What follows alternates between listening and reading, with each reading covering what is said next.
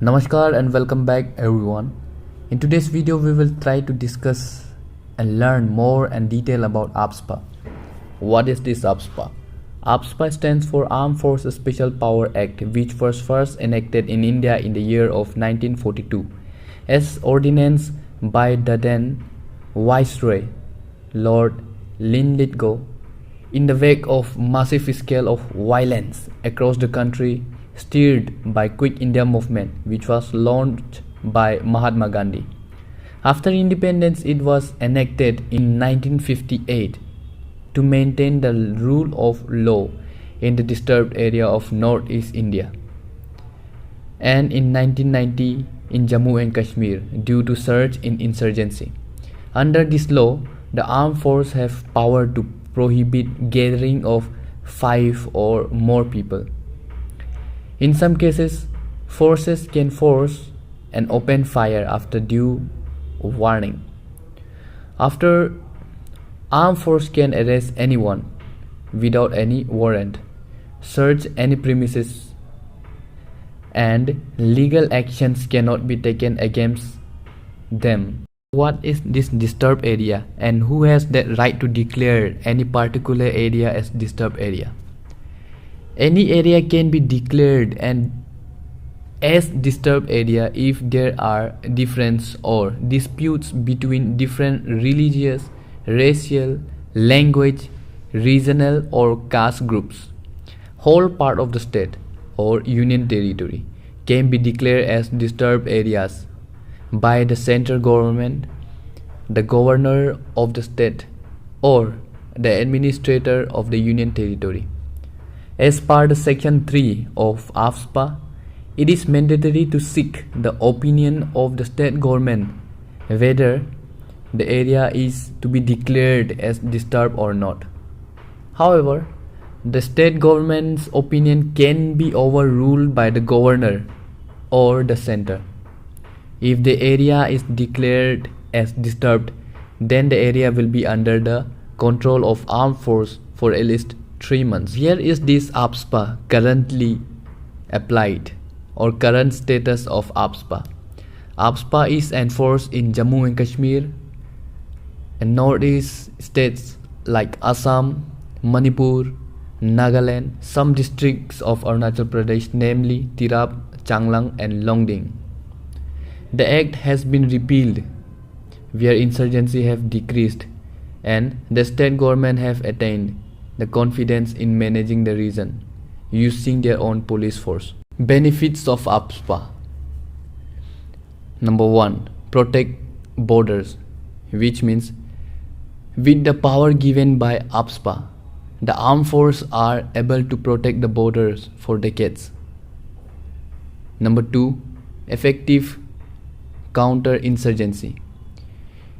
Strict law like AFSPA is needed to counter or tackle the insurgent elements in the country, particularly in the states like Jammu and Kashmir and Northeast. Number 3. Moral of force. AFSPA boosts the morale of armed force for ensuring the public order in disturbed area. Operational requirement. Absence of such legal power would adversely affect organization, flexibility and utility of the security capacity of the state. Negative impacts of AFSPA. Violating human rights. This act directly takes away the human rights, and in some instances armed forces misuse this power. For instance, in 2004, a Manipuri girl was raped by several groups of army, but no action was taken against them. People protested against AFSPA, but none listened to them. And recently we saw in Nagaland, 14 innocent people were killed by Assam Rifle on 4th December 2021. Result was Assam Rifle got wrong information that the insurgent groups were traveling in the van, and there are many several other cases which are uncovered and untold. जब से AFSPA लगा है तब से आज तक 4,600 civilians Kashmir में और 4,300 सिविलियंस नॉर्थ ईस्ट में मारा जा चुके हैं. Number 2, colonial era law. AFSPA is generally compared to the Rowlatt Act of the British regime because suspicious person can be arrested only based on doubt in the AFSPA area. यानी किसी को शक होने पर या आर्म फोर्स को लगता है कि ये बंदा के पास कुछ वीपन है या इस घर में कुछ छुपा के रखा हुआ है, तो बिना वारंट ही वो लोग चेक करने का राइट्स होता है AFSPA एरिया में. Number 3, not a better solution. There is no need to run a nation on the basis of bullet, while the issue could be addressed on the basis of ballot, which means election. Recommendation for AFSPA.